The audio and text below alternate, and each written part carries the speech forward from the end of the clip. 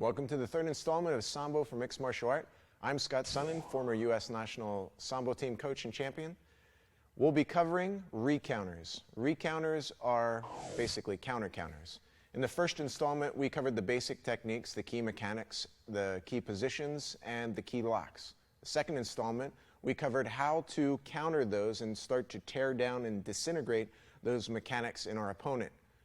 In this installment, we'll be working to protect against that.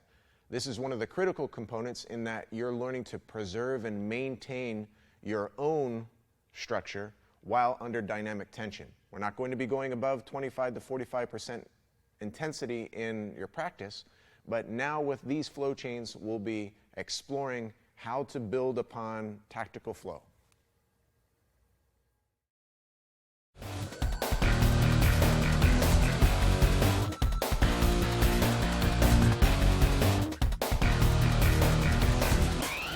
Your first recounter is the double slice.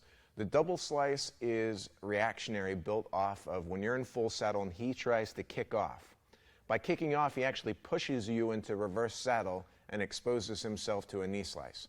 This double slice that it's built upon is how many braces you need to put in place in order to finalize him. So we'll start in full saddle.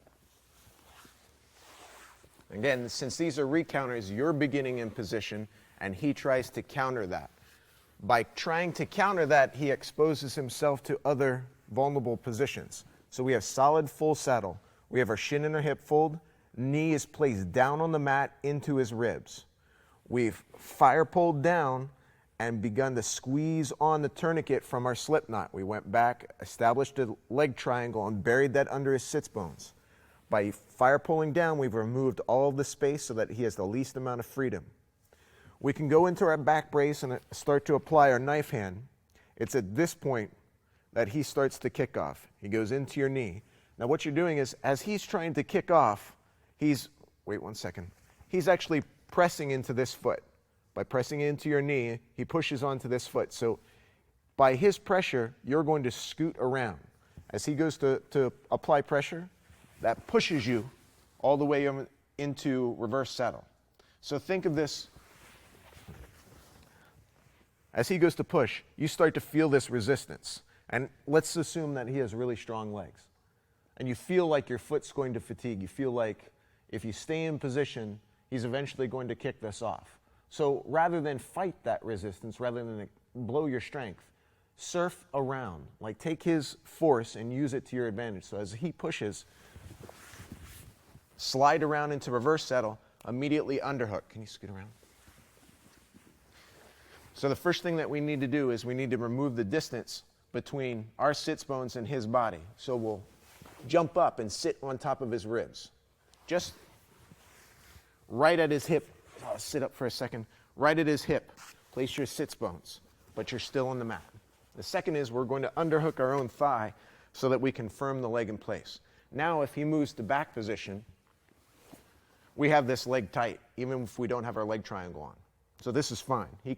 Confirming his hands in place lets me know that he's not punching me in the back of the head. So I'm more comfortable with that. Once we have this locked on, then we can apply a triangle to confirm a reverse saddle. It's from here that we can begin this double slice. The first is bringing their thumb up and removing all of the slop between the nape of his knee and the groove of your wrist. Remember, thirds. So the rule of thirds is the bottom third of your forearm applied to the top third of his upper leg by bringing up your thumb as close as you can to the nape of his knee. Reach over and create a figure 4 on your own arm for the first slice. Now, this won't work against everyone. People with tight knees, you'll get it right here. People who have loose, flexible knees, you need a little bit more leverage. So from here, if you lean down, drop to your side, now you can get more leverage because you're using gravity to an advantage. Scoot around, we'll do that one again. So he goes to push, pops it off, spin around, use that to pop down. Underhook, establish your figure 4. Now, reach underneath, grab your own bicep, reach over top of his ankle, and you have the first slice. This is the basic slice. Like I said, this will work on people who have really tight knees. You scoot around that one. People who have more flexible knees, you need a little bit deeper leverage. So take your bottom leg, break your own triangle, and step over top of his. Now this is where it becomes a little bit more painful. So go slowly because you can easily separate his kneecap and break it. Step over top and create a figure 4. Trying to be careful on Ryan. Create a figure 4 with your own legs and underhook his far leg. Now, you're only underhooking his far leg so that he can't push off. But as soon as you're in position to fully turn this on, turn your thumb up and kick back with your foot. This overlacing leg, as you're going to kick back underneath this leg, but I want to show you first. This is the action, to kick back, and that's going to bring his heel all the way to his sits bones. I'm going to give you a different angle in a second. But you have to go really slowly on this because it's so super tight. It's impossible for him to release position. So you've begun in the basic slice. You remove and break your triangle. If you're slick, go as deep as you can immediately into your own nape of your knee. So your knee pit to instep. Then, as you lay to your side, I'm going to be really careful on Ryan. You lay to your side, go all the way down into your own triangle, and then start to come back to finish him off for the double slice.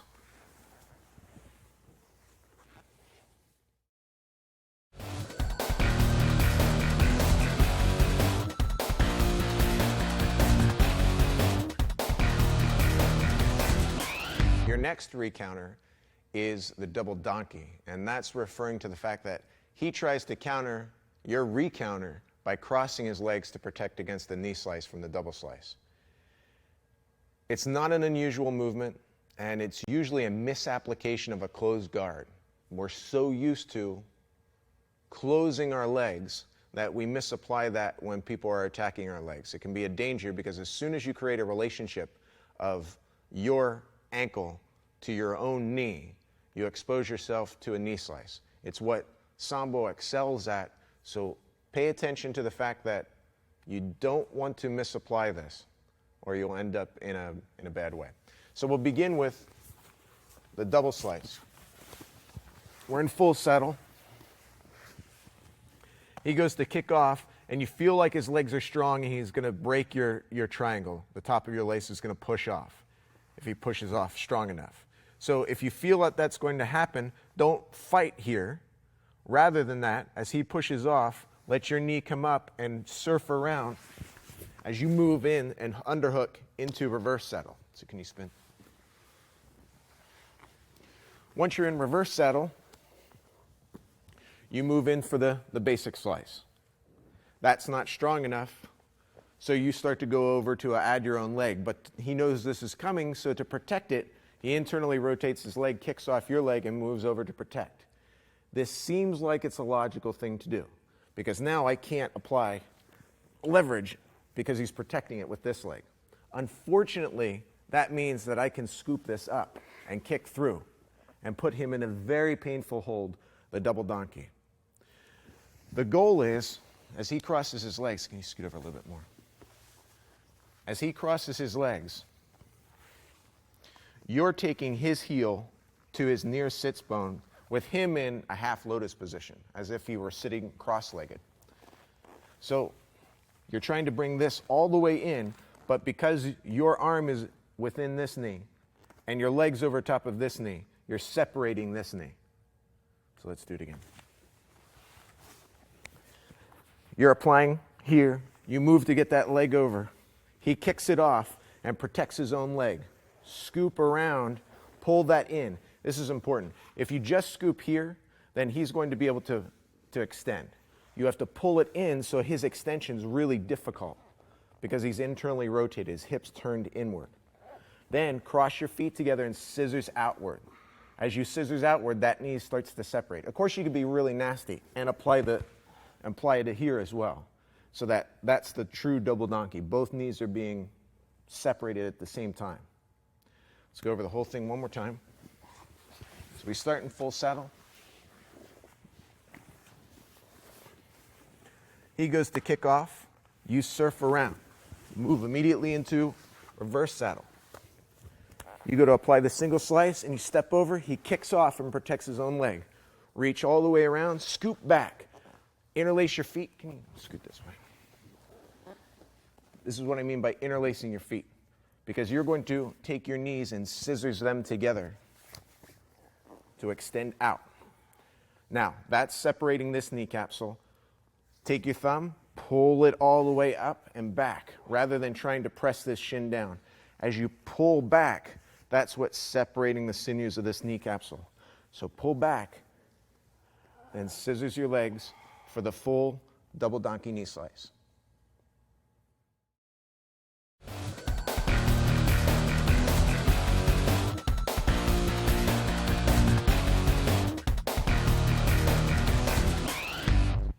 So now in this version, the donkey kick. This recounter is the culmination of the several variations before, and now we have a little tactical flow once we're in reverse saddle.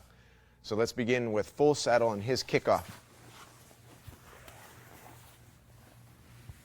Everything's in place, our knees down. This is tight. We've wrestled in this top lacing leg underneath his sits bone, so when he goes to kick off, we surf around with him. He pushes.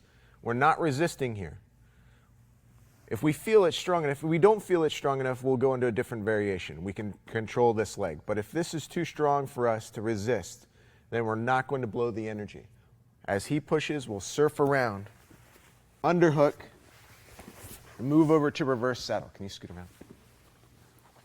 So I sit down on his hips, then let myself slide, underhook my own thigh, and we'll begin again. So now I can first go to the basic slice.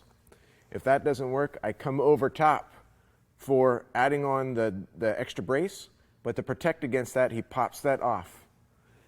He starts to move over to go underneath his own knee, but I pull it back and start to go on again, and that's when he resists fully by kicking. Now this seems pretty logical. If he doesn't want his knee sliced, then he extends his knee, right? Unfortunately, scoot around a little bit more. Unfortunately, by extending his leg, he immediately places himself into a full knee bar. Now, the knee bar, the basic knee bar that you should work on is removing all the space between his lower leg and your chest. So you hug and then lengthen.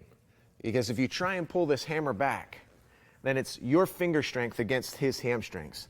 And you might overcome it, but he just as much might shrimp his knee out as you lay back. And this happens quite a bit. Now you've lost position because his knee is close to escaping your triangle. If he pushes it out, you're done, and then you have to restart.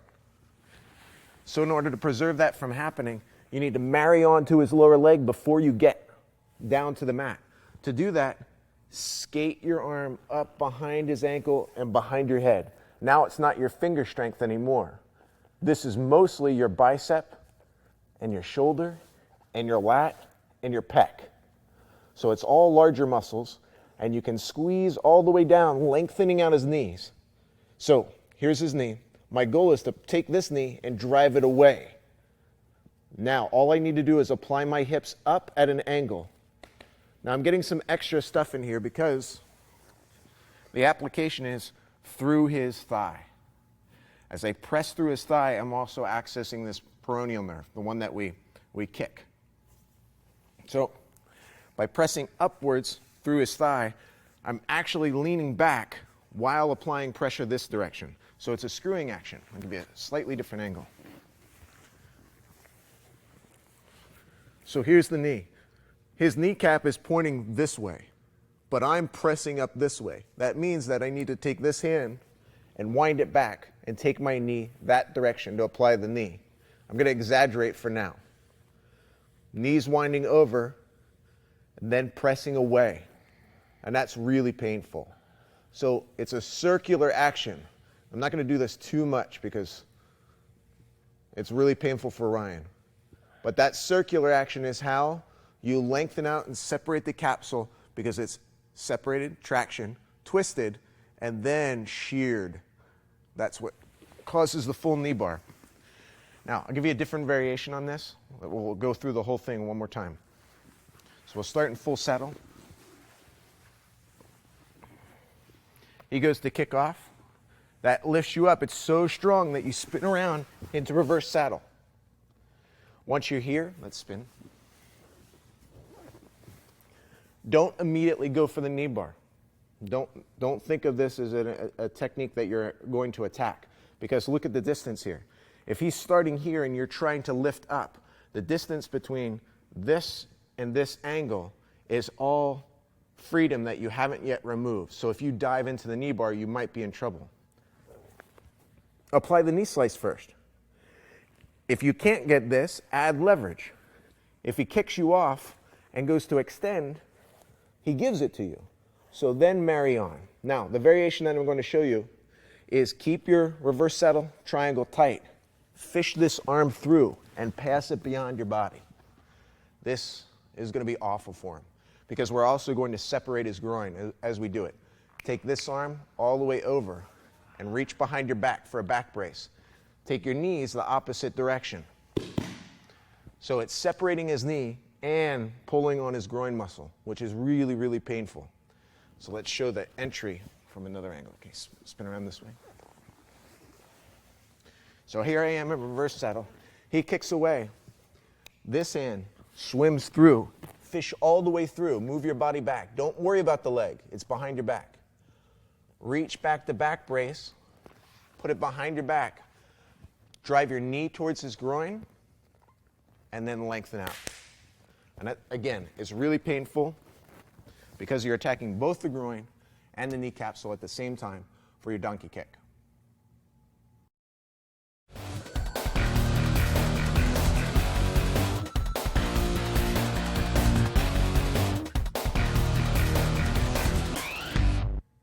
In the Gordian knot, we take his attacking free leg and trap it. Once it's trapped, and I show you the special way to keep it trapped, there's nothing he can really do to free that leg, and he can't reach you with any strikes. So you're at a point where you're in relative time vacuum. You can do what you want and take your time to finalize the technique smoothly. So onto the leg knot. We'll start in full saddle.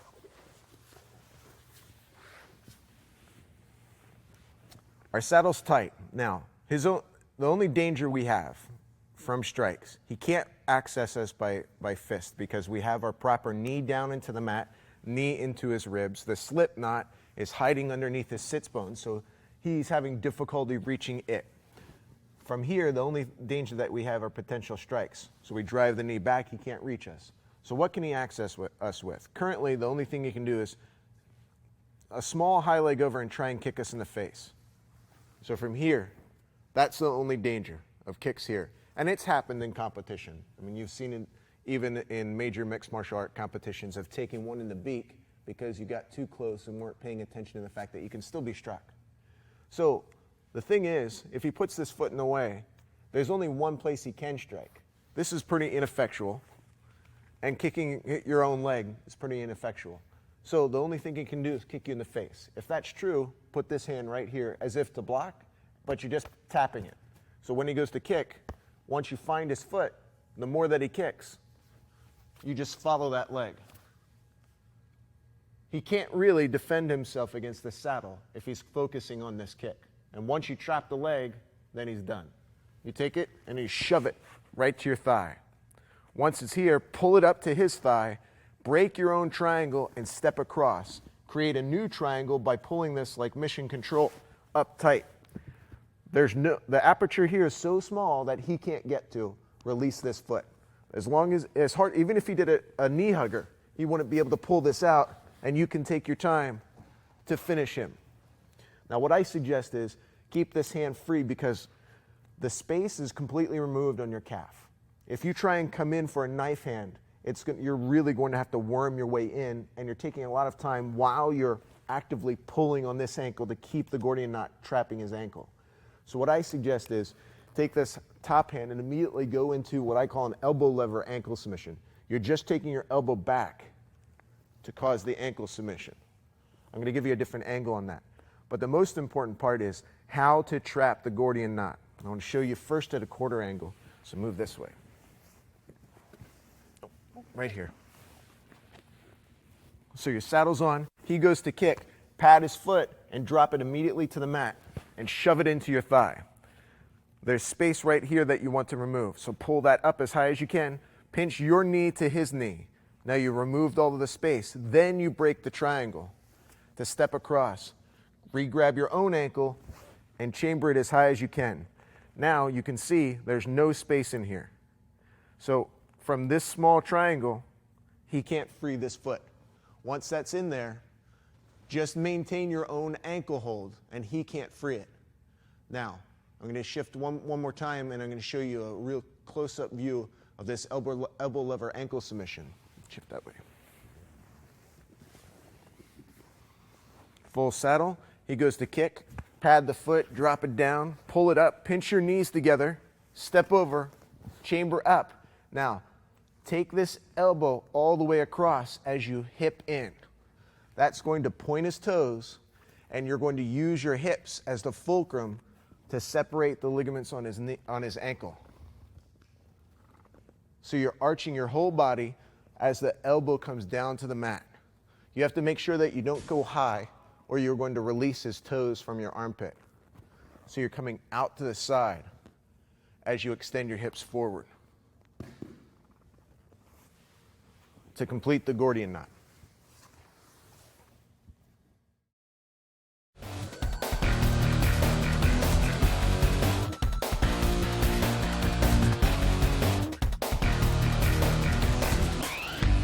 In the leg knot, we start to attack his free leg from the Gordian knot. It's a variation where, as he tries to mobilize that free leg while we're trying to stabilize it, he exposes himself to several different hip submissions. So let's start with the basic. In full saddle, the only other vulnerable position for you to open to strikes is that top leg. And the only viable target that he can pose a credible threat to is your face. So if you're consumed here, he's probably going to plow you in the beak. So what you need to do is extend back, tap the foot. As you go to place it down, this time he's a little bit more savvy. So he protects his own ankle, grabbing a hold. Unfortunately, by protecting his own ankle like you would if he were defending against the saddle, I can free this leg and come upstairs and block it down. By blocking it down, now I can take his hip across and come up and attack this leg while he's in a vulnerable place. Now, the submission that I suggest from blocking this wishbone, this is more classical Sambo. And I like this traditional Sambo move because he's not in a position where he can strike me and I can take my time. It's not perfect structure because I don't have my full saddle on. I'm sacrificing the top lace in order to block this leg. But it's very difficult for him to free this leg. He needs to reach over top, underhook my ankle, and pop it free. But I can try and use strength and a pseudo knee slice to keep it in place. So that's harder for him to get to. That's why I prefer this, or at least that's why I accept this in more of a mixed martial arts submission fighting setting. While he's occupied trying to attack down here, right? I'm gonna fake this, right? I'm gonna make it look like I'm having some effort trying to apply this knee slice. That's when I'm gonna take this elbow, like we did with the elbow to attack the ankle. I'm going to take it a little bit higher and wind his toes around to expose his heel. His heel pops up, and I'll scoop underneath. He wants to wind out of it. That, in order to keep him from going to his base, I need to maintain this knee so that this doesn't rotate down. That's where you apply the heel hook. And the heel hook doesn't require much because you block that hip. Otherwise, if this hip weren't blocked, it would be difficult if he steps over because he can release the pressure, right? That variation will come in a second. However, since we have that hip blocked, this heel hook doesn't require much juice. All I have to do is apply my hips.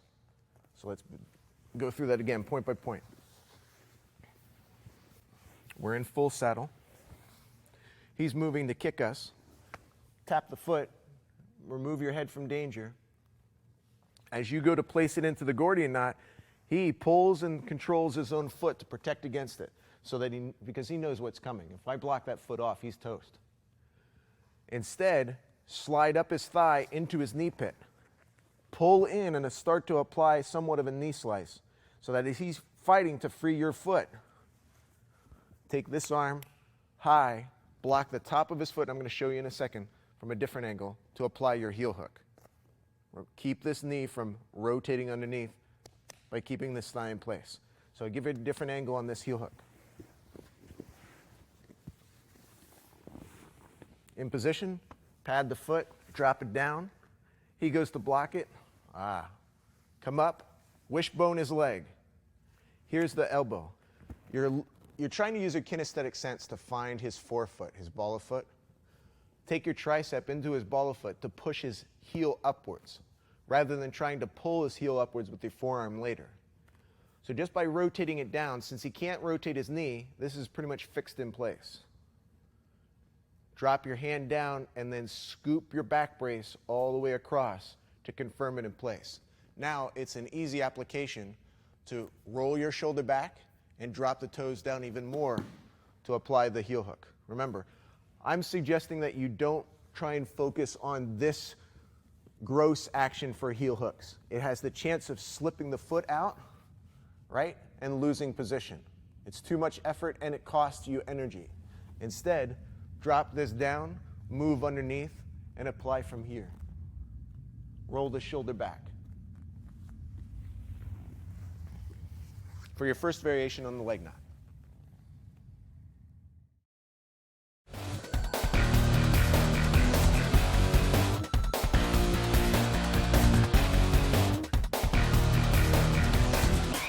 In the second variation of the leg knot, you're going to be taking his counter to your wishbone attack and moving it into something tremendously painful. It requires that he is defending against the wishbone effectively. If not, you don't want to try and attack this technique or you'll sacrifice position. But if he defends against the wishbone, he's in trouble. So let's go into our full saddle to begin with. We have position. He goes to kick. We pad the foot and drop it down. Sometimes this could be even a push-off where we're attacking here, and instead of attacking the double Achilles like we did before, we can just slide it down and put it into position. But he feels the Gordian knot coming.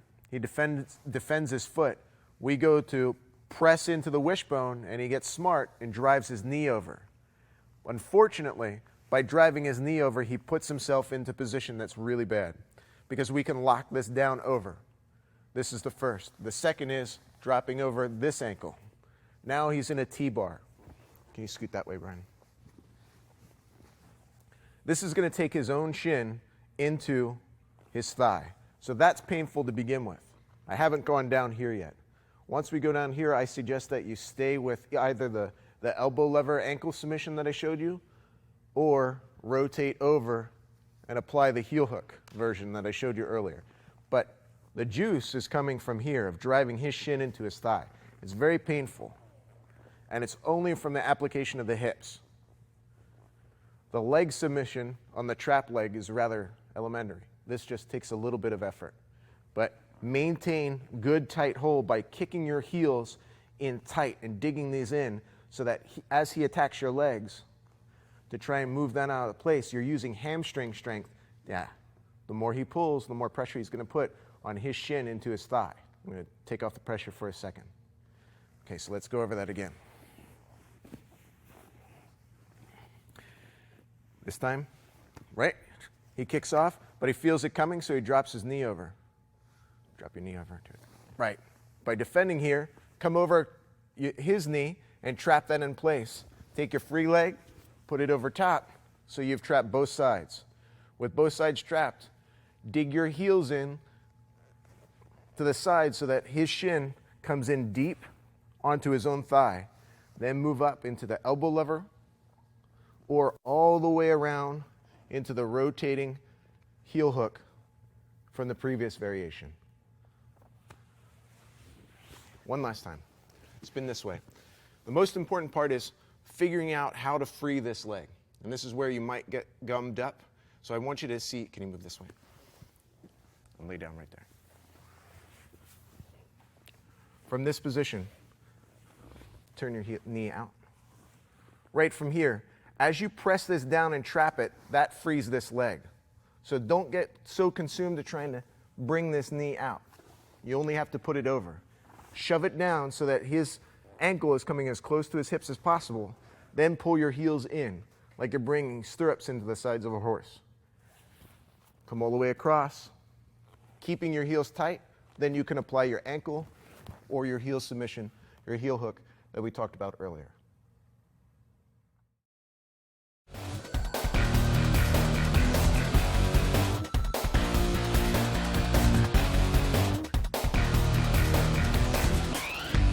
In the third recounter of this leg knot flow, as he gets into position, he doesn't want to knee out because he's trying to avoid the wishbone, but he's also trying to avoid that knot that we just performed in the second variation.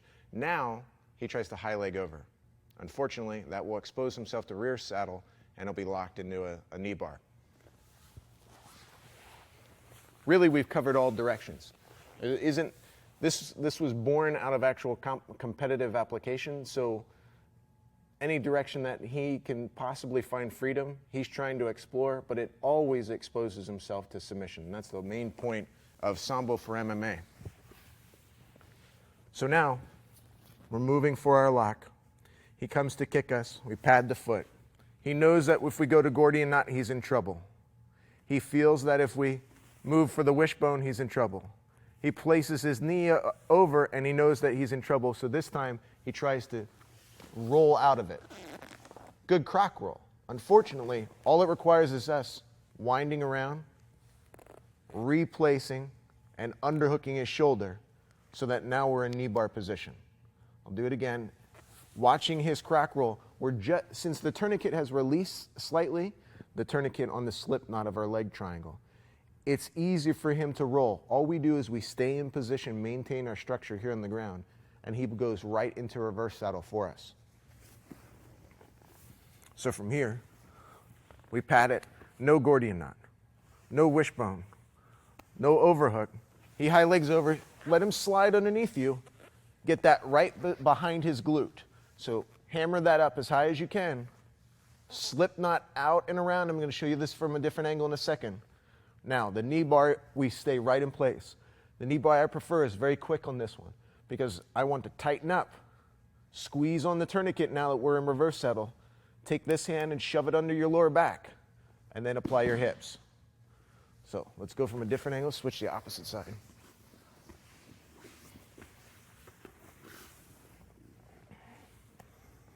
Pad, he high legs over, all the way, slide underneath. Take your slip knot and tuck it underneath this shoulder or all the way underneath his belly if you can kick underneath. As you do, take this arm all the way through, elbow across, and hide it underneath your lower back. As you drive your knees away, notice how I'm burying my shin underneath his glutes. I'm going to hide it underneath his sits bone right here so that it can't slip off. If you're up on top of his glute, here, he has too much wiggle room to try and shrimp this knee out. That's the danger. So bring this as close to your body as possible when he's winding through and drive it into the back of his glute so that he can't escape. Slip knot around, tuck it underneath. If he attacks your leg, he's in a bad way because that's only going to press down on this leg, which presses down on this leg, which gives you more leverage on his knee. If he doesn't attack this leg, tuck it underneath his belly and kick up on his belly. As you kick on his belly, that presses this knee down, which presses this leg down, which causes the knee bar to hurt more. And to finalize it so that this arm doesn't slip and you're not using arm strength, make sure that his Achilles is tucked underneath your armpit and tuck it underneath your lower back as much as possible, then lengthen out. So you're only using legs to apply this. If he's really knee shrimping, trying to kick away, just hold on until he fatigues slightly, and then apply it. By squeezing your tourniquet on, driving your knees down for the last variation on the leg knot.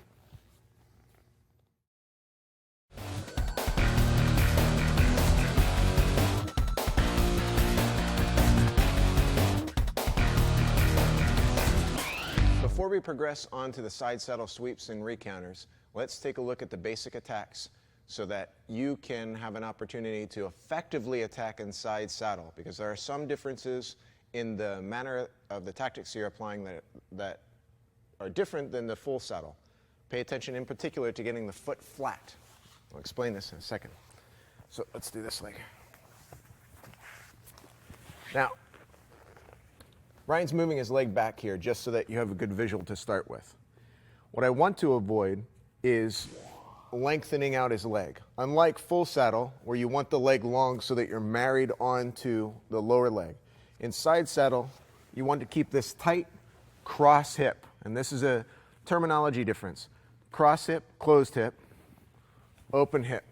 Open hip is where he can start a lot of his passes. And we'll see these in a little while. To avoid that, we want to bump with the hips. And you're constantly going to be playing this battle of bumping his side saddle leg closed hip. Get the foot flat. And once it's flat, now you can attack it. The traditional Achilles is a little bit challenging for some people that have arms that are big or big bellies. It's hard to get in here. If you're relatively smaller size, you can hit it pretty easily. And if you're normal size, you have to work all the way, or average size, you have to work all the way in, slowly applying your knife hand to go for your Achilles. Now, since his foot is flat, the angle is this direction, perpendicular. So you have to rotate your thumb up to apply the submission hold. Drive your knee down and don't use arm strength. Don't try and arch here with arm strength.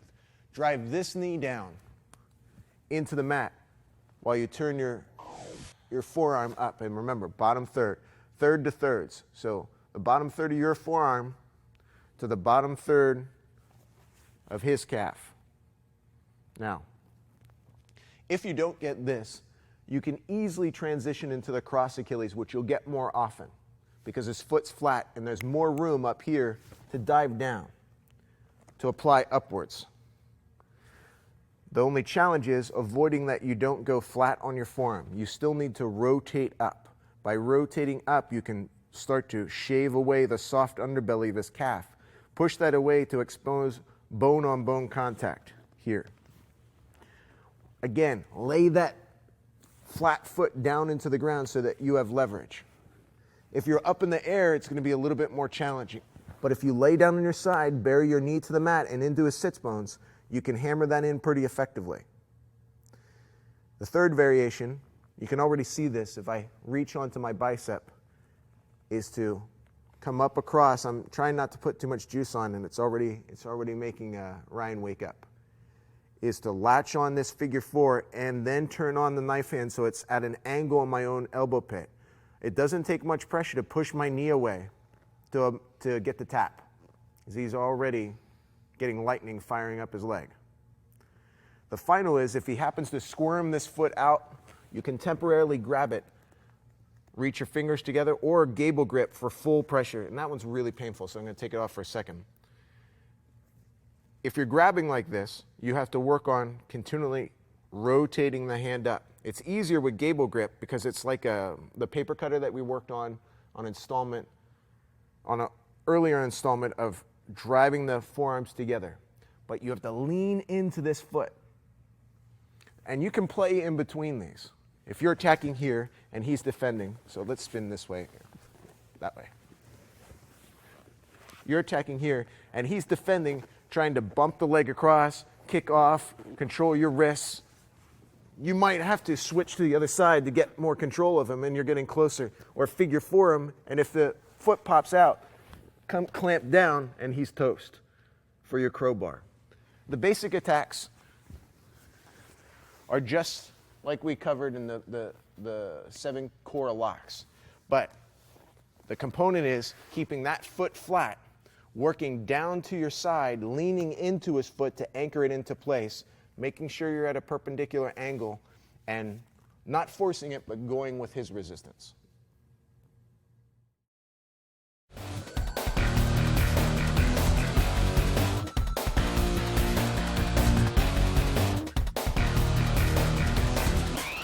Moving on to the side saddle counters to those basic attacks. Now your opponent will be trying to come upstairs because he feels like if he can come up to the upper half, even though he's trapped inside saddle, that he's safe when he's not. So we'll begin in side saddle. And we've maintained closed hip. If it goes open hip, that's going to change things, which I'll share with you later. Closed hip, from here, when he comes around and goes upstairs, you maintain your side saddle. Notice how Ryan even bumped across my knee. That's okay. He's still not in dominant position. He may be upstairs. Here. Now it looks like he's in a good position. Looks like he's in knee and belly, right? Not with my knee brace in place. Underhook, grab a hold. Underhook, this shoulder. Take this leg and drive it out at the missing triangle point. So here's a brace. My far hip's a brace. So I drive that at a perpendicular angle, drive my top foot at a perpendicular angle to take him back down and reposition. Now he's in a worse place for his leg because I have it pinned down and it's easy to apply the Achilles submission, which you can see by his instant response. Because of this relationship, it's easy for me because now his foot's buried into my ribs. So let's do this again. Closed hip. He comes upstairs. He even passed my knee. Now he's out what looks like knee on belly, but with my brace in place. So let's spin a little bit. Yeah, right there. So what I'm going to do is I'm going to take this leg and drive it over at that missing triangle point. Point 1. Point 2 is his foot over here. That line, at a perpendicular line to it, is where our stance integrity is broken. So we drive that way with my leg. Lift both hooks up. Reposition the knee down.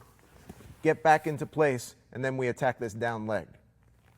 So let's do it back from the first position again.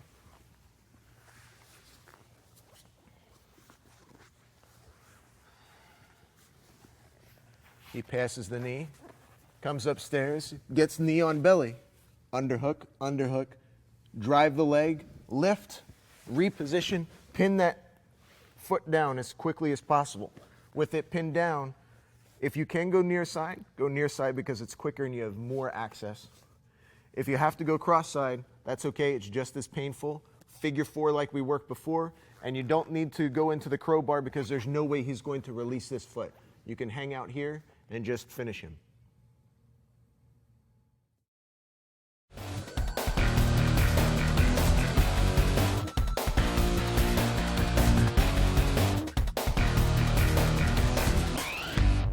Your next recounter is a crack roll when he bumps open hip from side saddle. So I'll place Ryan in side saddle. Now, like I said, the danger is if he grabs a hold of this foot and bumps it open side. From open side, now this becomes loose and he can have viable attacks upstairs. As soon as he starts to come up onto the balls of his feet, moving up, now I need to go. So as soon as I feel that weight transfer, my first sign should be that he's bumped open hip, but you're constantly fighting that. So sit back down for a second. He goes to bump open hip. From here, I'm fighting to keep this down. He's fighting to prevent me from attacking it. But should he get this across, now that's what I'm looking for. If I can't keep him down by levering my knee down, keeping his sits bones flat to the floor, he bumps, he's going upstairs. Now I need to do the crock roll. So we'll spin. the crock roll, let's move this way. Both of us this way. The crock roll is going to look, we're going to move this direction, and I'm going to lengthen out this leg. So he's bumped open side. As soon as he comes up onto his feet, I underhook and lengthen this knee out and roll. Now, this is where the position, can you swing it this way, Brian? That way. This is where I reposition my legs, back, side saddle.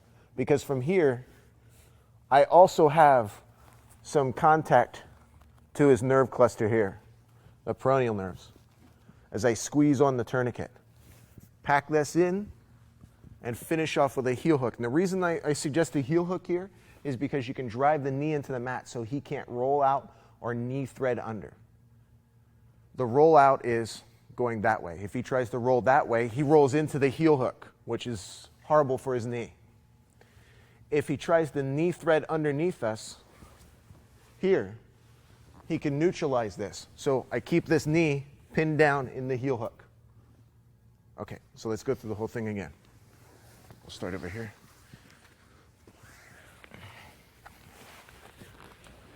He grabs a hold. I fail to fight this closed side. He opens up the hip. He goes onto his feet. That's when I underhook, lengthen out his leg, and roll. And scoot this way, Ryan. Now, here I have to reposition my legs, so it's not much for me to reposition over the nerves of his thigh, squeeze down, and that's already painful for him. Pump this into my near armpit, drive the knee down, slide underneath. And again, with your heel hooks, don't try and lift up. Drive your shoulder back. So instead of lifting to the mat, roll the shoulder back to rotate the bottom end of the lever down rather than lifting the top of the lever up to finish him.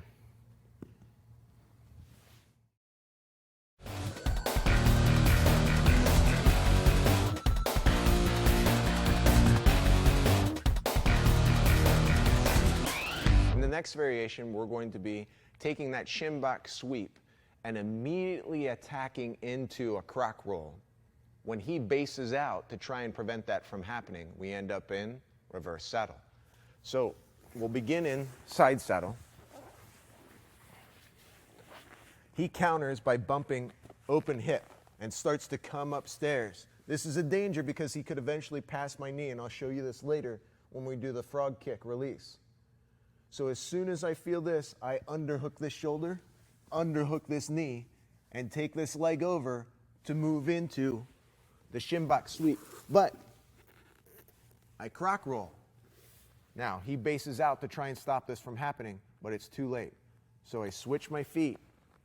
I can underhook his arm or underhook across his belly. Pop his leg up top. Now, I can do some nasty things here. Some really nasty things. You can go traditional. Go into a gravity sub, because I'm using gravity behind my hips to hit into his Achilles. You can go into your heel hook, keeping it tight, rolling the shoulder back. Or you can get particularly nasty and apply a footlock variation coming outside. This is nasty. Usually a footlock is the rotation in on here. But by turning the foot outside, you're also doing a heel hook to the knee when it's planted. This is really painful. I have his hip secured, really tight tourniquet, rotating out, twisting with my body, like I'm doing a crunch. Elbows in, he came in and fight back. So let's begin again. Side saddle. He fights and bumps that open hip and starts coming upstairs. Underhook the shoulder. Turn a little bit. Underhook this knee. Here. Turn back. Now, I take this leg over and I kick it. As I kick it, I release this sweep, but I crock roll instead and stop on my side. If you saw my feet were initially like this, but I instantly started moving them to switch to get my reverse saddle triangle on and move this across. Tuck it underneath as far across as you can.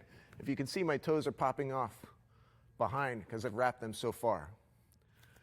Pull this upstairs, Lace your figure 4 in. Use even your cheekbone to rotate that foot out to cause that heel hook foot lock, which is tremendously powerful. So please take it easy because the interior side of his knee is taking a lot of strain here. As you finish him in this second variation.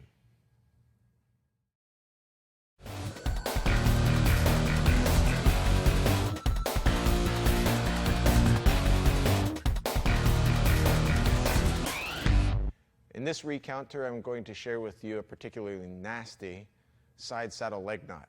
It happens when, again, he's trying to kick you in the face because he thinks that that leg is free. And as soon as you trap it, you're going to bury it across his own hip, and then he's in trouble. So we'll start in side saddle. Now he thinks that this leg is free, so he goes to kick with it. I back up, and he'll try and extend and kick here in the face. Pat it like you would, and chase it back when he goes to chamber. When he goes to chamber, bury it across his own knee. As soon as you bury it across his knee, that's when you reconnect. When you reconnect, you come up, but that's where it happens. Because what's happening is, you're driving this down into his own thigh. When you lace over top, I know this looks like a convoluted mess, but you have to take your time. Bury this across his thigh. You release your triangle and go over this leg. Your underside leg reaches across and you perform what looks like a closed guard. As you scissors your knees together, that drives his shin into his own thigh. So I'm going to spin around and show you how to lock this down to the ground. Actually, I just changed legs. So from here, he goes to kick, pat it, chase it back, press it across. Once it's across his own leg, step over, scissors together, and then squeeze. As you squeeze, roll your knees down because now you're anchored onto the ground. And if you want to finish pretty quickly, pop it, closed hip. He can't move now because this knee is anchoring him and you're squeezing your legs together. You don't necessarily have to finish here because this is driving in, and it's a hip submission as well, but you also have a knee slicer.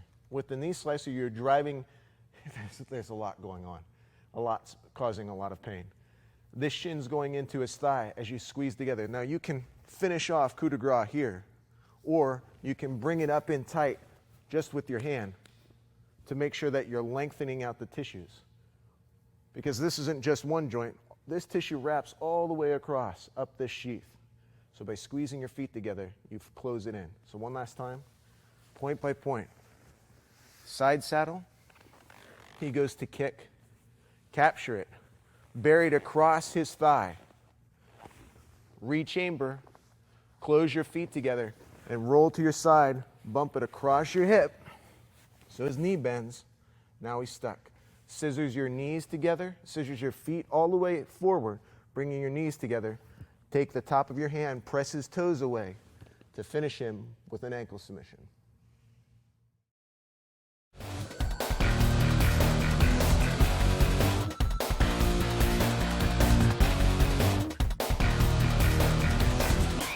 Your most basic 3-step pass will take you beyond his ability to maintain his mechanics, but you have to work them in proper sequence. If you don't, he'll be able to clamp down, and you're actually increasing his ability to maintain these mechanics.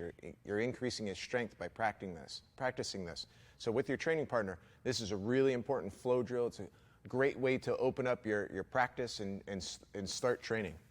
So you both begin in dueling side saddles. We both have side saddles on. First is to pull of 3 steps. Pull, overlace before he regains his triangle. So you're pulling the heel up, overlacing. As you press this down like you would be going for an ankle submission, pinch his other ankle in and push this free so that the overlacing leg is cleared of the triangle. Then it's his turn. He pulls, overlaces, pushes. His triangle relaces, so you pull, overlace, and push. Relace, pull, overlace, push. pull, overlace, and push. And get into a flow with this so that it gets pretty quick based upon your sensitivity to where his legs are. Pull, overlace, and push. Now, as you're doing this release, there's some little minutia that you can add on to it. When you pull the heel out. That'll help you, because when you drive the lace down, press this into the ground and pinch his knee. If you watch, I'm going to pinch his knee outward already by bringing his ankle into my armpit. That's going to allow me to immediately counterattack. I'll show you. Pull it up. It's trapped in your armpit. Keep it there. As you overlace, push down, drive into place, and you can attack right away. But you want to get this knee down because this is a free leg. Traditionally, we attack the trap leg, right? But by using that pressure to nail that down to the ground, we've isolated it so we have some structure to attack it. Pull, overlace, trap down to the ground, and attack. You still have your top side saddle, but with this gravity, we can lay into it pretty quickly. One more time. Pull, trap it in your armpit, slide down his calf, and drive this down like an ankle submission. Roll it close so that he can't underhook this foot again. If you keep this out, when you go down, he'll just trap it underneath there again. So pull up, press it out, roll it away, drive the knee down. You're already in position. Keep your top saddle to go into your Achilles submission to finish him on the free leg.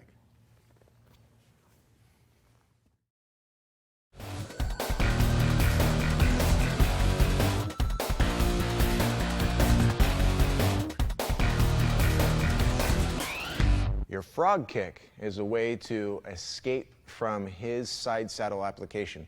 And even people that don't have a very well-developed lower half positional fighting game will inadvertently go into a side saddle when they're trying to attack your legs. So if you have just at least this counter, you're going to have an advantage against pretty much any opponent that's going to attack your legs.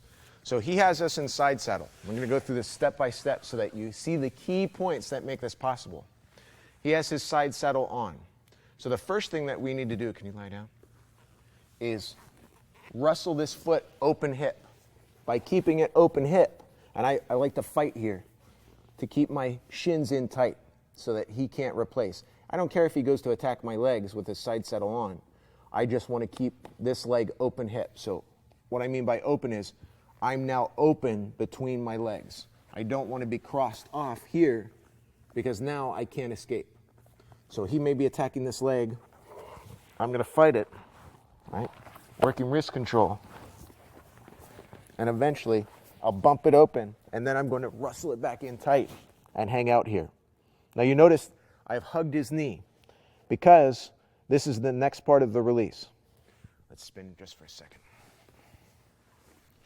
Notice how I've brought this shin in here, like I'm in a shin squat.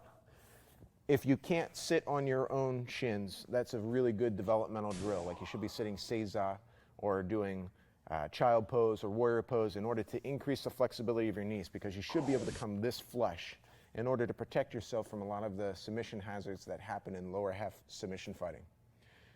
So by hugging in, you're in shin squat. Take this opposite arm and drive it beyond.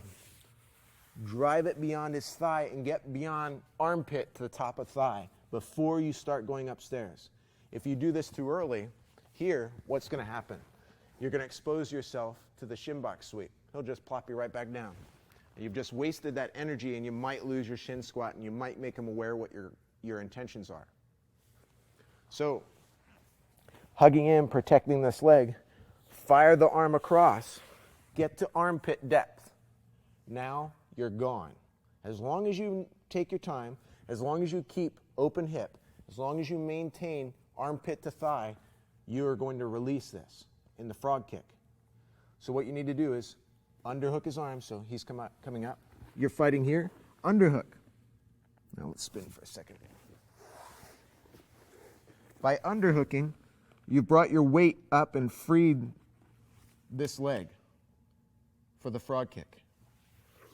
Frog kick's relatively simple now. He thinks he has a position, but it's humorous because this triangle is useless once you've passed the underlacing knee. That's the goal. So you always are fighting this knee back down to the mat. Once you've passed the underlacing knee, all you do is kick your leg straight out, not back. If you kick back, then you're forcing this foot into his calf. If you kick straight out, then you're pushing this knee off the underlacing foot. See if you can see this from this end. So we've underhooked. Here's the frog kick. It's really slick. And he won't understand why it's so effective. Because he can't see what's going on. So let's do it again. He locks it on. We wrestle it across, open hip. Come up and tight. Form your shin squat. Hug the knee. Fire your arm through. Get the armpit depth. Underhook. Lean forward to free the weight from the trapped leg. Frog kick out. Then spin around to whatever top half position that you need to work. Last time, I'll give you this direction.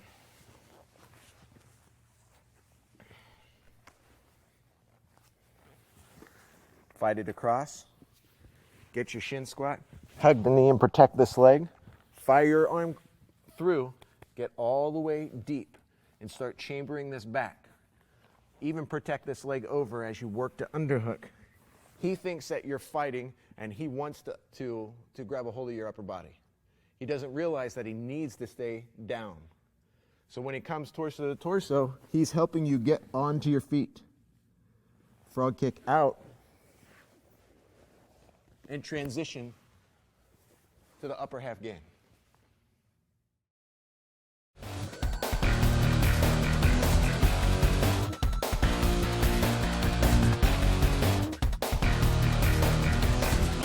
With this last recounter, you will be completing the flow in that he can only defend himself against the 3-step or the frog kick. If he's working back and forth between the two, he exposes himself to you reversing this into full saddle by wrestling across your free leg. I'll show you. Okay, so you work the 3-step, and he blanks down and holds that in tight. I can't get to this. Fine. I'll wrestle my leg up over open hip because he's occupied here. But as I try and come up, he blocks his knee down and I can't get beyond it. That's fine. With this knee down, it's not going to be difficult for me to come up and over. No, can you spin this way? Once I've created this false triangle with my knee down, I'm already close to accessing this. So I kick across, just like frog kick, scoop the leg underneath, and I'm in full saddle. So it's almost a variation on the frog kick, but I need to wrestle this all the way over into shin fold before I begin. So let's do that again. He can only defend against one or the other, not both. All right, so he's inside saddle. I grab and place this over. I attack here, he doesn't let me have it. I go to pass, he drops down his knee, so I scoot this underneath. Drop down for full saddle. Once I get my triangle ready, I pop the leg off, frog kick, scoop underneath his leg, and move into full saddle. It's a very quick transition. I'm going to give you one last view, and I'm going to show you a way to quickly finalize this with a submission hold. Side saddle. He's locked on. Can't pull off the 3-step, he's locking it down. So while I'm attacking this 3-step and he's defending against it, I grab a hold of this leg, bump it across. I go to pass and he drops the knee. Re-grab your own. Drop to the side and get ready. Once you have this on, and I suggest that you put the triangle on because you're popping this like a frog kick to drop him off. Pull this up as you underhook. Start going immediately into your heel hook as you kick away. So what I mean is drop your elbow down into the ball of his foot. Brace your middle finger into his knee pit. Pull it down to the mat to pop his heel up. As you bring your leg back, at the same time, lift up. Shoulder rolls back, and just chop up with your arm. to finish him off with your heel hook from a full saddle reversal from side saddle. Let's do one more angle. As he changes position, I want you to look closely at where I'm applying the submission. It's a conveyor belt heel hook, like I talked to you about in an earlier installment. From side saddle, you work your 3-step. He locks it down. Wrestle this across. Start to defend it. He defends against you going into frog kick. Grab your own ankle and drop it down into half of a full saddle. As you lock on your triangle, kick that way to pop this knee off. Kick that way. Immediately bring it back and come underneath to hook him over like a wishbone. But as you drop this leg back, pull with your middle finger. Pull this down because there's not much room. So pull with the longest finger down as you put pressure with the back of your tricep onto the ball of his foot to pop up the heel. Complete your slip knot underneath for the conveyor belt heel hook. Congratulations on completing the 3rd installment of Sambo for Mixed Martial Art. In your recounters, you're focusing primarily on flow, whereas opposed to your counters, you're practicing light intensity, and on your basics, you're practicing on smoothly transitioning through each mechanic. So on recounters, you're maintaining flow. In order to have flow, you have to drop the intensity down to around 25% and practice going through lightly feeling where resistance is being added. If you do this at full speed, you're going to get sloppy. Go down to counters. At recounters, you want these to be very responsive, where you feel where the resistance is happening. You're trying to teach yourself kinesthetic awareness. Obviously, you'll be able to do this much more effectively if you seek out a qualified coach in your area to get guidance on what you're not necessarily seeing. Take your time with your partners. So when you're working on recounters, don't slap on submissions. Focus on the transitions. If you have any questions, don't hesitate to come to www.rmaxinternational.com, rmaxinternational.com, and I'll see you at the next workshop.